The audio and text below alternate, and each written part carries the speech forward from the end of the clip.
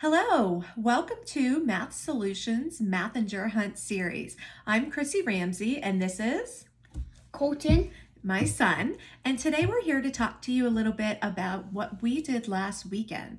So many communities right now we've noticed are posting things in their windows because as people are out doing appropriately socially distanced walks, then they have something to look at in the windows. So we decided to do a little scavenger hunt with that. And Colt, you want to tell us about the paper that we did? Yeah, we found one teddy bear, 16 flowers, 5 encouraging words, 3 eggs, and 2 rainbows.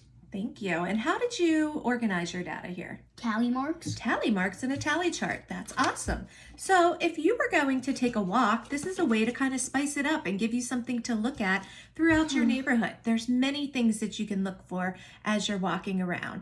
But how else could you organize the data? So maybe you want to try something different besides a tally chart. What are some other ways that you might organize your data? So I want you to go ahead and post your thoughts and ideas on social media. Make sure you hashtag Inspire Math Culture and hashtag Mathinger Hunt Series. Have fun!